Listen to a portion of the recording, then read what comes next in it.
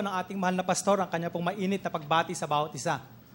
Lalo na po sa ating mga panauhin. Much that he would like to meet all of you today, but because of his hectic schedule and the speaking engagements, ay hindi po niya tayo makakapiling ngayon sapagkat right now he is in Qatar because they are celebrating their, I think, 8th or 7th Foundation Day. And then they are going to have a cheerful giving conference within the week. Siya po ay babalik this coming Friday. At ngayon din naman po ay nagdiriwang ng Foundation Day ang ating care station sa Tanawan.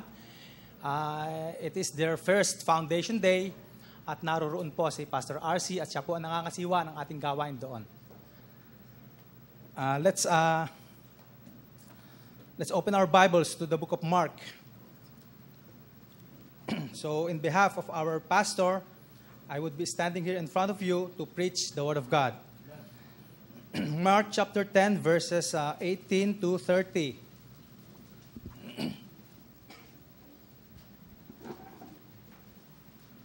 Buksan po natin ang ating mga Biblia. Mark chapter 10, verses 18 to 30. Babasahin ko po ito at sundan nyo na lamang po ng inyong mga mata. Start in verse 18. And Jesus said unto him, Why callest thou me good? There is none good but one, that is God. Thou knowest the commandments.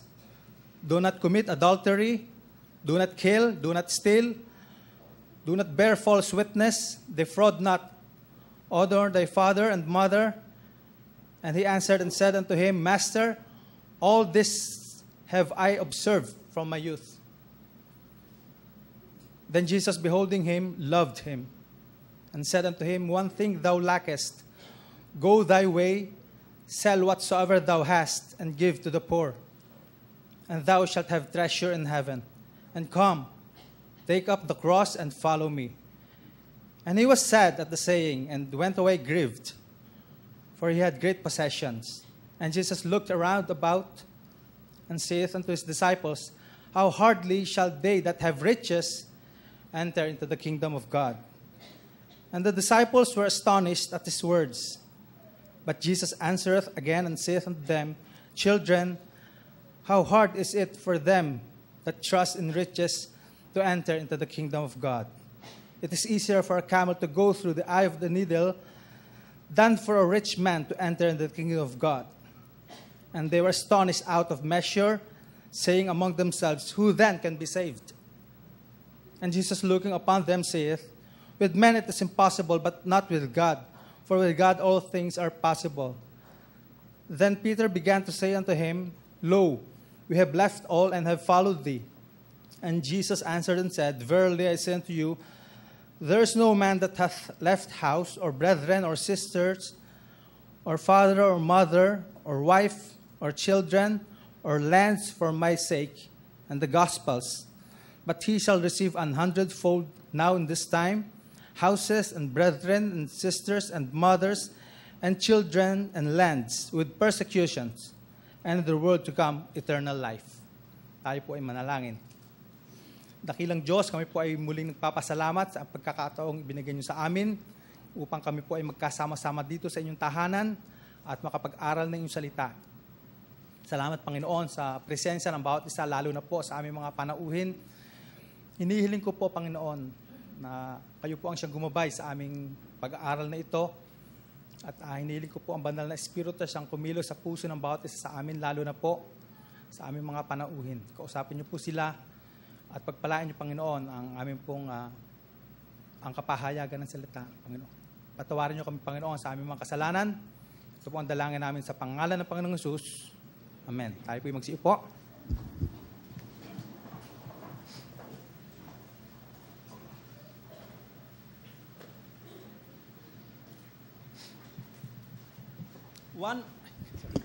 One of the most frustrating experiences in a man's life is when he lived a meaningless life. Ulitin ko po, one of the most frustrating experiences in a man's life is when he lived a meaningless life. Once he lived a life that is empty, there is always the vacuum that needed to be filled up. He is lonely and sad. He has no contentment. He has no peace of mind. He has no direction. He has no satisfaction. He is just living in misery. There is no real peace of mind. There is no assurance of salvation.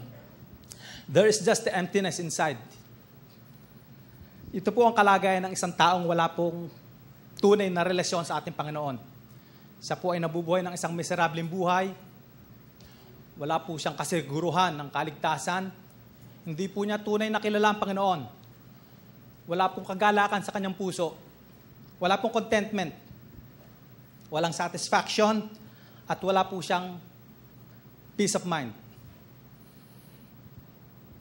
Palagi po siyang gutom sa mga material na bagay.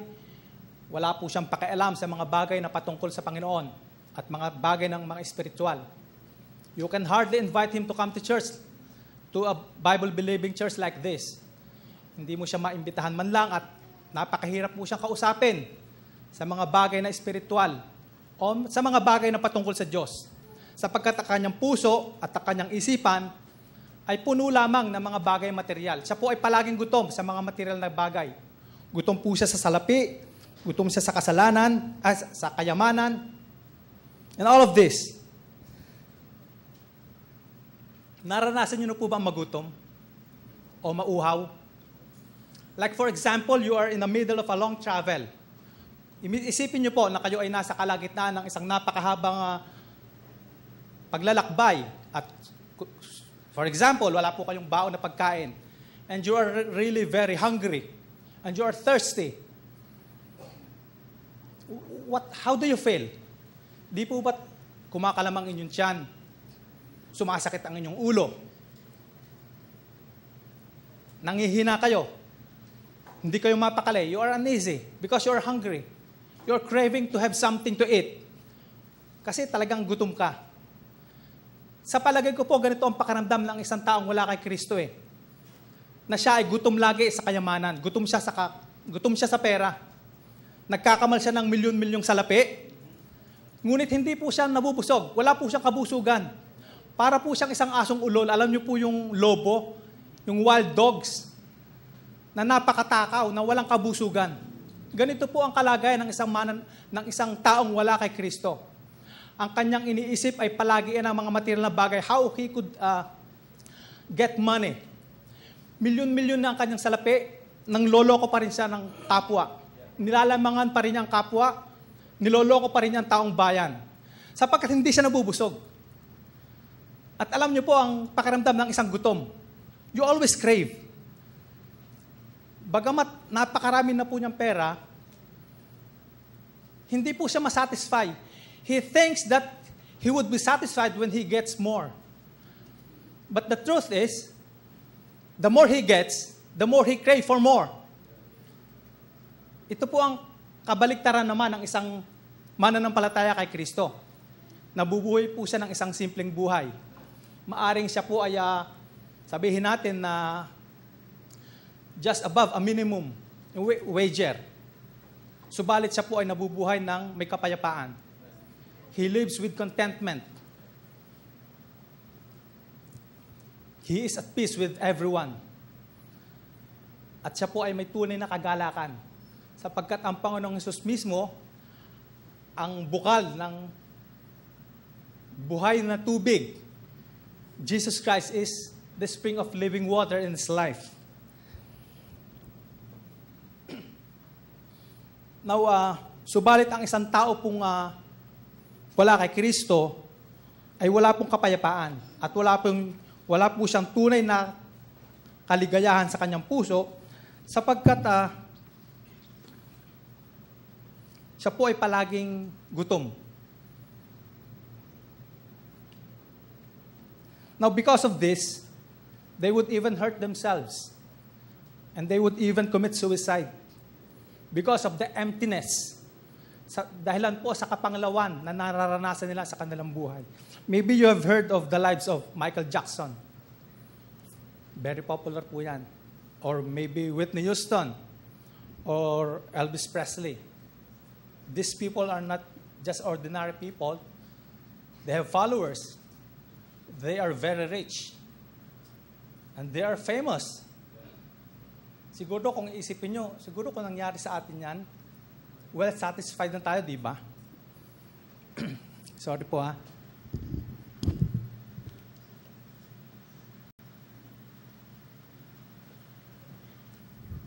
Siguro iisipin natin na kung tayo ay mayroong kayamanan, we are powerful, we are famous, we would be satisfied. But not these people. Just to name a few. Marami pa po dyan. They have money, they have wealth, they have power, they are famous. And yet they ended their lives in the most miserable way. It only proves that money cannot satisfy. Wealth never gives you contentment. Power never satisfies. Popularity or fame can never satisfy. Because only Jesus satisfies. Amen po ba? Amen. Now, just like the story of the man we read a while ago, and in fact, he was a very rich man. The Bible says he was young, he was rich, and I assume that he has power. But he lacked one thing. And he felt the emptiness inside. So that one day he came to the Lord Jesus Christ and asked him, "What shall I do so that I would inherit eternal life?" And you have heard the story. He went away grieved. He went away sorrowful because he cannot give in exchange or he cannot give up his riches in exchange of the Lord Jesus Christ. Nakakalungkot po. So that the Lord Jesus Christ declared that it is easier for a camel to go through the eye of the needle than for a rich man to enter into the kingdom of God. Now with this, let me give you 3 points on how God can fill the feeling of emptiness in our lives. 3 bagay po ang aking pong ibig banggitin at ibahagi sa bawat isa na kung paano po tutugunan ng Panginoon ang kapanglawan sa ating mga buhay. Now, it is very possible for believers to feel empty. Especially, for example, when he forsake or he neglect to pursue his intimate devotion with our Lord Jesus Christ. Hindi lamang po, hindi mananampalataya ang nakakaranas ng emptiness o kapanglawan. Hindi lamang po sila ang nakakaranas ng meaningless life. Pagkakaminsan po, nakakalungkot man sabihin, kahit po yung mga mananampalataya na kagaya natin, ay nakakaranas din po tayo ng mga kapanglawan o emptiness sa ating buhay. Bakit? Sapagkat nakakalimutan po natin yung ating priorities. Number 1. In James chapter 4, verse 8,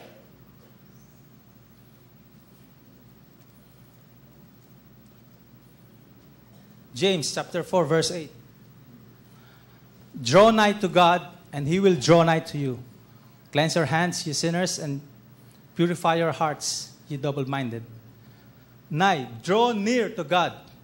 Number 1, draw near to God. If we want God to fill the emptiness inside, we must draw near to God.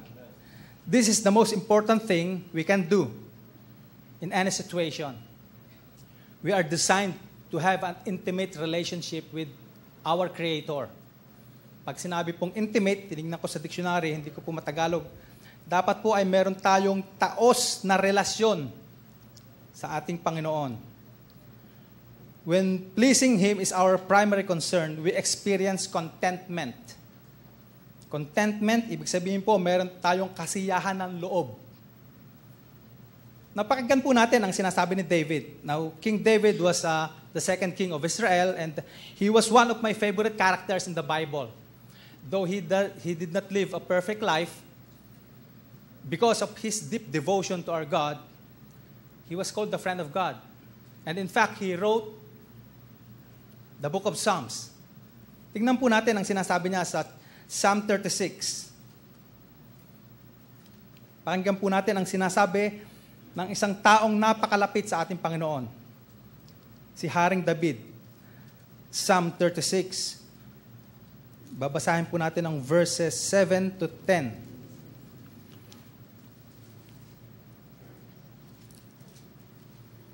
How excellent is thy loving kindness, O God! Therefore the children of men put their trust under the shadow of thy wings. They shall be abundantly satisfied with the fatness of thy house, and thou shalt make them drink of the river of thy pleasures. For with thee is the fountain of life. In thy light shall we see light. O continue thy loving kindness unto them that know thee, and thy righteousness to the upright in heart. How excellent is thy loving kindness. Now, kagaya po ni Haring David, only those who have intimate relationship with the Lord Jesus Christ know the excellency and the preciousness of God's mercy. Ito pong kahabagan ng Panginoon ay na-experience lamang o nababatid lamang noong mga taong malalapit talaga sa Panginoon. Kung tayo ay walang intimate relationship with the Lord Jesus Christ, we would never appreciate God's goodness in our lives. Maybe we would think that what happens to us is because of how we do and how we live our lives. Hindi po tayo nagdidepende sa Panginoon. Iniisip natin na we are the master of our soul. Subalit sa isa pong malapit na mananampalataya ng Panginoon, every day in his life, he experiences the goodness of God. Every day in his life, nakikita po niya ang pagkilos ng Panginoon sa kanyang buhay. In every step he make, whether it be in the school or whether it be in our workplace, nakikita natin ang kamay ng Panginoon na siyang gumagabay sa ating mga kilos. Ito po ang benefit ng isang mananampalataya. Isang mananampalataya na merong intimate o may isang taos na relasyon sa Panginoon. We must draw nigh to God. Therefore, the children of men put their trust under the shadow of thy wings. Just like a hen protects his brood or her brood, the Lord Jesus Christ overshadows his children to protect them from the attacks of the enemy. They shall be abundantly satisfied with the fatness of thy house. Those who learn to put their trust in Christ is promise of mansion in heaven. The Lord Jesus Christ promised, in my Father's house are many mansions. If it were not so, I would have told you, I go to prepare a place for you, and if I go and prepare a place for you, I will come again and receive you unto myself, that where I am, there you may be also. My sheep hear my voice, and I know them, and I give unto them eternal life. Ito po ang pangako. Ito po ang ilan sa mga pangako ng Panginoon sa atin. Na kung atin pong itutuon ang ating lubos na pananampalataya sa Panginoon, tayo po ay bibigyan niya ng buhay na walang hanggan. Tayo po ay pinangakuan niya ng kalangitan. So that when we die, we know that our soul will be in heaven, and we will never perish in hell anymore. And thou shalt make them drink of the river of thy pleasure. For with thee is the fountain of life. In thy light shall we see light. The Lord Jesus Christ said, I am the light of the world. He that followeth me shall not walk in darkness, but shall have the light of life. Dito po, sa Metropolitan Bible Ecclesia, iisa lamang po ang aming tinataas. Hindi po ang aming simbahan, hindi po ang ano paman. Subalit ang pangalan lamang po ng aming Panginoon. Because only the Lord Jesus Christ can give us eternal life. He was the one who died on the cross. Hindi po ang ating relihiyon, hindi po ang ating kayang gawin sa ating sarili. Hindi po ang kaya nating isakripisyo para makapagbigay sa atin ng kasiguruhan ng buhay na walang hanggan. Isang persona lamang po. There is only one name under heaven given among men whereby man can be saved. At yan po ay ang pangalan ng Panginoong Hesus. Kaya't wala po tayong ibang itinataas dito maliban sa ating Panginoong Hesus. So that our prayer to God should be like how David prayed. Oh, continue thy loving kindness unto them that know thee, and thy righteousness to the upright in heart. Now, there are few ways we can draw near to God. Siguro maitanong nyo, paano tayo magiging malapit? O paano ba tayo lalapit talaga sa Panginoon? These are Bible reading, prayer, singing or playing gospel music, and attending church regularly. Ito po ang mga kaparaanan kung paano po tayo lalapit sa Panginoon. And secondly, we should not allow other priorities to crowd out our relationship with God. Ang pangalawa po na nakalista rito na paraan kung paano po matutugunan ng Panginoon ang kapanglawan sa ating mga buhay o sa ating kaluluwa is we should not allow other priorities to crowd our relationship with God. Now, ano po ba dapat ang ating priority?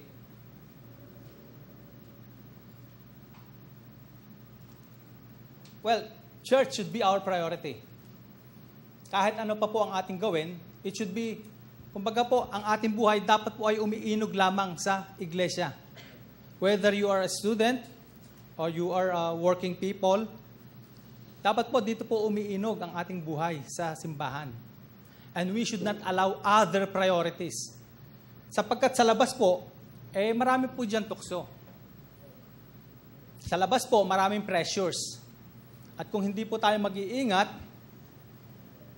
at hindi po tayo wala tayong intensyon na mabuhay ng may kabanalan o mabuhay na malapit kay Kristo, kung wala po tayong intensyon,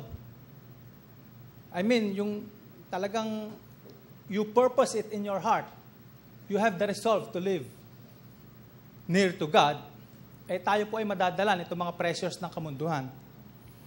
Now, it is very possible for believers to experience emptiness because they are no longer pursuing the Lord wholeheartedly. But for mature believers, emptiness is a symptom of allowing worldly pleasures to get the foothold, and because sometimes we fail to make time for intimate fellowship with Christ, and so we feel incomplete. Now, in the parable of the sower, dito po sa Matthew chapter 13, tingnan po natin dito.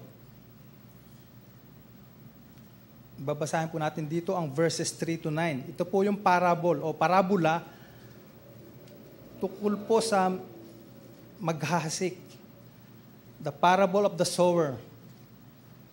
Basahin po natin ang verses 3 to 9. And he spake many things unto them in parables, saying, Behold, a sower went forth to sow. And when he sowed, some seeds fell by the wayside, and the fowls came and devoured them up. Some fell upon stony places, where they had not much earth, and forthwith they sprung up, but because they had no deepness of earth, and when the sun was up, they were scorched. And because they had no root, they withered away. And some fell among thorns, and the thorns sprung up and choked them. But others fell in good ground and brought forth fruit, some 100-fold, some 60-fold, some 30-fold. Who hath ears to hear, let him hear. Ngayon, ang explanation po nito ay makikita rin natin sa verses 18 to 23. Tingnan po natin. The same chapter, verses 18 to 23. Hear therefore the parable of the sower. Makikita po natin dito ang simpleng explanasyon ng ating Panginoon. Dito po sa parabola na kanyang inilatag doon sa mga kanyang disipulo. And when anyone heareth the word of the kingdom and understandeth it not, then cometh the wicked one and catcheth away that which was sown in his heart. This is he which received seed by the wayside. But he that received the seed into stony places, the same is he that heareth the word, and anon with joy receiveth it. Yet hath he not root in himself, but dureth for a while. For when tribulation or persecution ariseth, because of the word, by and by he is offended.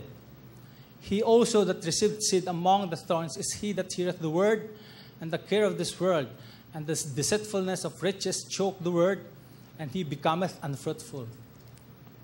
But he that received seed into the good ground is he that heareth the word, and understandeth it, which also beareth fruit and bringeth forth, some 100-fold, some 60, some 30. Now, the seed represents the gospel message. Those who receive the word by the wayside represents the unbelievers. Actually, they heard the word, but they never accepted the word. I mean, they may say that, that was a good sermon, that was a good message, but they never responded. I believe in what the preacher said, but in their hearts, they never responded. These are they who received the word by the wayside. It represents those who rejects Christ, those who are unbelievers. And those who receive the word on stony ground represents those who receive the word, but when worldly pressures, hindi po pleasure, but when worldly pressures get the foothold, they were offended. Now, this is very common to working men. Siguro po sa mga kababaihan din. Well, I cannot speak for them, but lalo na po dun sa mga nag-uumpisa sa kanilang mga trabaho. Sapagkat naranasan ko po ito eh. Nung aking pong kabataan, in my 20s, 21, 22, 23, 24, nung nag-uumpisa pa lamang po ako sa aking trabaho, ang mga kasamahan ko po ay kasing edad ko eh. At yung pong edad na ito po yung edad na talagang napakapusok ng mga kalalakihan. Sabi nga ni Preacher Jericho, yung ABS-CBN, alak, babae, sugal, kasino, bingo, nightclub. Pinakyaw na po ng mga lalaki ang mga bisyo. Hindi ko po alam sa mga kababaihan. Subalit it is very common for men like me. Kung ako po ay nagpadala sa pressure ng aking mga kasamahan, siguro po ay wala ako rito ngayon. Subalit ako po ay nagpapasalamat sa Panginoon sapagkat dahil po sa simbahang ito, because I could still remember when I was still in college, in second year, ay noon ko po unang napakinggan ang gospel message. And I responded positively. I accepted the Lord Jesus Christ. I repented of all my sins. And I made Him the King of my life. At dahil po dyan, sa biyaya po ng Panginoon, ay hindi po ako napadala sa pressure ng aking mga kasamahan. At kagaya rin po ng bawat isa sa atin ngayon, kung hindi po tayo mag-iingat sa ating mga sarili at hindi po natin iingatan ang ating intimate relationship with the Lord Jesus Christ, the possibility is we would be swayed by the pressures of this world. Now, don't make me wrong. I'm not saying that you could live a perfect life. Hindi ko po sinasabi na buhay kayo ng walang kasalanan. Lahat po tayo nagkakasala. Romans 3:10, there is none righteous, no, not one. Lahat po tayo is subjected to sin.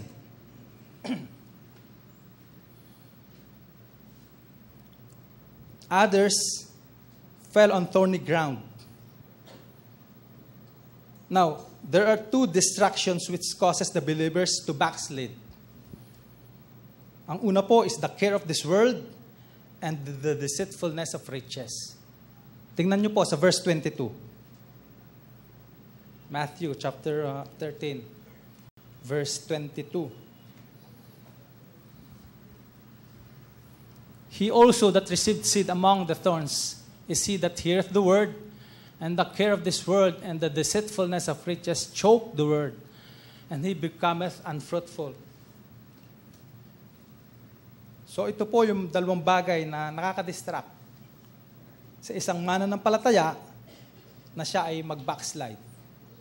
The care of this world and the deceitfulness of riches. Kagaya po nung istorya na binasa natin a while ago, just because of his great riches, he cannot give up his riches in exchange of Christ.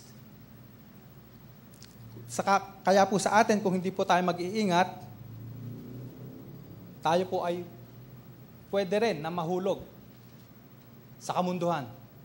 Now, but the Lord Jesus Christ told us not to allow temporal possessions or worldly pursuits to capture our hearts. Tingnan po natin sa Matthew chapter 6, verses 19 to 21. Matthew chapter 6, verses 19 to 21. Lay not up for yourselves treasures upon earth, where moth and rust doth corrupt, and where thieves break through and steal. But lay up for yourselves treasures in heaven, where neither moth nor rust doth corrupt, and where thieves do not break through nor steal. For where your treasure is, there will your heart be also. Now, for the believers in Christ, sometimes prosperity and blessings become hindrances that tend to sidetrack us from our devotion to God. The reason is that we begin to focus on the gifts that was given to us by God instead of the one who gave those blessings. Nakuha niyo po ba yung sinabi ko? Sometimes, the reason why we begin to focus on the gift God provides instead of God Himself. Siguro po ay isipin natin na kung ako lang ay may yaman na, for example, kagaya siguro ni Preacher Wilson, siguro I will be well satisfied. May maganda akong bahay, may maganda akong kotse, maganda ang aking trabaho, may maganda akong asawa. Ano pang hihingin ko? Kaya hindi po tayo binibigyan ng mga blessing na ganyan because God knows that we cannot handle those blessings. Nakuha po ba natin? The very reason why God do not allow us to receive those kinds of blessings because hindi natin kayang i-handle yung blessing. Baka pag hawak na natin yung malaking pera wala na tayo dito. Baka naroon tayo mga kalalakihan. Siguro naroon na sa Air Force One. Naroon na sa Pegasus. Alam ko po itong mga lugar na ito Hindi po dahil nakapunta na ako ron naririnig ko doon sa mga kasamahan ko sa trabaho. Kasi minsan niyayaya ako Pero I told them no. And because they knew me at nakita nila yung aking stand, nilalayuan na nila ako pag meron silang mga lakad na ganyan. Nilalayuan na nila kasi mapapahiya lang sila. At kaya maganda rin po na ipapakilala po natin ang ating mga sarili sa ating mga workplaces. Mahalaga rin po na nalalaman nila na tayo ay Baptist. Sapagkat may pagkakataon po na mahina rin ang aking laman Mahina Subalit, pag-iisipin ko na kung sasama ako sa kanila, sisirain ko po ang testimony ng church na ito Hindi lamang po yung testimony ko At hindi ko po kayang maatim sa aking isipan na sisirain ko po ang testimony ng ating mahal na pastor. Nasisirain ko po ang testimony ng church na ito. Kung ako po ay magpapadala sa pressure ng aking mga kasamahan sa trabaho. Kaya't napakahalaga rin po na ingatan natin ang ating testimony. They should know that we are believers of Christ. At makita po nila ang kaibahan ng isang mananampalataya doon sa mga nagsasabing sila Kristiyano, subalit hindi po sila tumatayo sa prinsipyo ng salita ng Panginoon. Now, as we enjoy the good things He has supplied, let's ask the Father to help us trust Him completely. And then thirdly, in order for us that God would fill the emptiness in our lives, we must meet regularly with the Lord. Now here comes the importance of the church, because only in the church, we can fellowship with fellow believers of like faith. Only in the church we could really sing gospel music and godly songs. Only in the church we could listen to the pure word of God. Only in the church we can pray. But like our church attendance, our personal time and our personal devotion to God is important and necessary. There is no substitute for personal Bible reading. There is no substitute for personal prayer. There is no substitute for personal quiet time. But the question is, do we really take time to read the Word of God? Do we really take time to pray? Do we really take time to spend some time to have private moment with our God? Baka dito lamang po sa church tayo nagbubuklat ng Biblia. Baka dito lamang po sa church tayo nagbabasa ng Bible when we have Bible reading. Baka dito lamang po sa church tayo nagpe-pray pag tayo nagkakaroon ng prayer meeting. Baka dito lamang po sa church tayo umaawit ng mga godly music when we have our congregational singing. But what about in our private lives? Students, young people, young ladies, young men, baka dito lamang po sa church natin ginagawa ang mga bagay na ito. How about in our private time? Do we really pray the Word of God? Do we really set time to pray every day? O nananalangin ka lang kapag nasa harapan ka ng pagkain? Do we really take time to have a private moment with our God and share to Him our feelings and our thoughts? Tanungin po natin ang ating mga sarili. Sapagkat kung hindi po, ito po ang mga dahilan kung kaya po tayo ay nagkakaroon minsan ng emptiness. Ito po ang mga dahilan kung bakit tayo ay minsan ay mapanglaw. Bagamat tayo ay mananampalataya, hindi po makita sa atin ang kagalakan. Wala po tayong peace of mind, just like those unbelievers. Because we neglect our personal devotion with our God. We neglect our intimate relationship with our God. Now, in just a few minutes, we shall be having our invitation. At dito po sa invitation ito ay aanyayahan ko po ang ating mga panauhin. Siguro po ay maaring sabihin ninyo na ako naman ay may relasyon na sa Panginoon eh. Now, let me put it in another way. Tatanungin ko po kayo, nakikilala po ba ninyo si Pinoy? Pinoy? Of course. Because he is our president. And the next question is, nakikilala ka ba ni Pinoy? Yun po ang question. Kagaya rin po ng ating pagkakilala sa Panginoon. We all know God because God is the creator of the universe. He is the creator of all mankind. He is the creator of everything. At sa ating pong paglaki, ay ito po ang ipinamulat ng ating kultura. Ito po ang ipinamulat ng ating mga magulang sa atin na merong Diyos. Subalit meron na po ba tayong personal encounter with the Lord Jesus Christ? May isang araw po ba sa ating puso na tayo ay tunay na nagsisi sa ating kasalanan at tayo lumapit sa Panginoon at itinuon natin ang ating lubos na pananampalataya sa Kanya, na tayo nanampalataya na Siya ay namatay sa krus, natigas ang Kanyang dugo para linisin tayo sa ating mga kasalanan? Meron na po bang isang araw sa ating buhay na tayo nagsisi sa ating mga kasalanan? Kung wala pa po, ay masasabi ko po na wala pa po tayong tunay na relasyon sa ating Panginoon. And for those Christians who already have accepted the Lord Jesus Christ, and yet they are living a defeated life. Why? Because they have neglected to pursue their intimate relationship. Hindi po sila nagpapatuloy. Wala silang tunay na intensyon. They did not make the resolve in their hearts to continue to walk in the faith.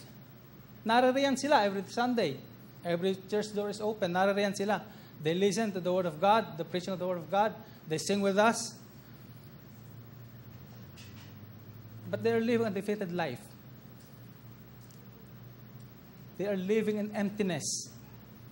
parang mayroon pa ring vacuum sa kanilang mga buhay, saka sa kanilang mga kaluluwa that still needs to be filled up. Wala po silang satisfaction. They were never satisfied because, gaya po ng sinabi ko, they neglected their deep devotion to God. Kagaya rin po ng ating mga panauhin ngayon, maaring iniisip niyo po na kayo ay meron ng relasyon sa Panginoon. Subalit ang tanong is, kayo po ba ay nakikilala ng ating Panginoon? Kung hindi niyo pa po masasagot positively that you have already accepted Him as your Lord and personal Savior, that you have already a personal encounter with Christ, then I think this is the very best moment for you to come and repent of your sins and accept Him as your Lord and personal Savior. Tayo pong lahat ay magsitayo and we shall be having this invitation. We shall be singing an invitation song. At sa atin pong pag-awit na ito, ay aanyayahan ko po ang bawat isa. Lalo na po ang ating mga panauhin. You have heard about how we could have a personal relationship with our Lord Jesus Christ. Subalit, sabi ko nga po, kung wala pa po kayong kasiguruhan kung saan tutungo ang inyong kaluluwa pag kayo namatay, this is the best moment for you to come and receive Christ in your hearts. And God and the Lord Jesus Christ will give you eternal life. He promised you that you will be in heaven when you die. And He will fill the emptiness in your lives. Sa atin pong pag-awit ng Just As I Am, I would like to invite everyone to come and accept the Lord Jesus Christ as we sing the first verse.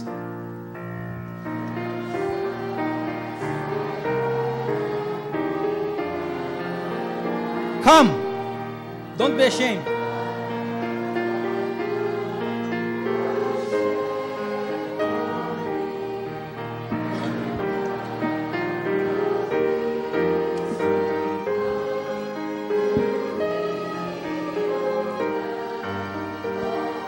Kalalakihan, kababaihan, kabataan, everyone can come.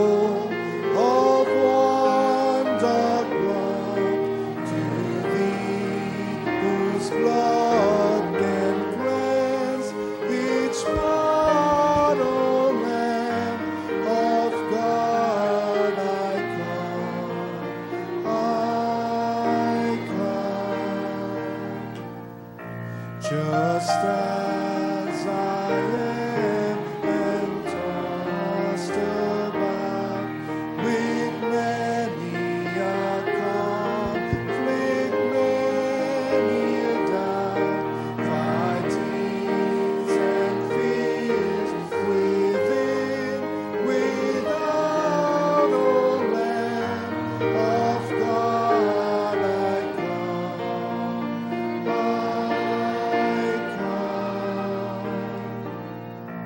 Just as I am, O wretched blind, sight reaches healing of the mind, yea, all I need to find, O Lamb of God, I come. Before we sing the last verse, maaring kayo po ay tumanggap na sa Panginoon at alam nyo na sa inyong puso na kayo po ay mayroon ng kaligtasan. Subalit kayo po ay hindi pa nababautismuhan and you would like to follow the Lord in the waters of baptism because this is the first step of obedience. Maaring kayo po ay tumanggap na sa Panginoon sa isang Bible study, sa ating mga care stations, o sa ating mga dear ministries. Subalit kayo po ay hindi pa nababautismuhan. Now, ano po ba itong bautismo? Ito po ang unang step ng ating obedience sa Panginoon. Ito po ang paraan kung paano po we publicly confess the Lord Jesus Christ. Hindi po ito ang paraan para tayo maligtas. In fact, we first need to be saved before we could be baptized. Kayo po ay nakapakinig na ng salita ng kaligtasan and you have accepted Christ in your heart. And you know you need to follow Christ in the waters of baptism. This verse is for you. So as we sing this last verse, I would like you to come. If you need to be baptized, just come as we sing the last verse. Just as I am, thou wilt receive, wilt welcome, pardon, cleanse, relieve, because thy promise I believe, O Lamb of God, I come.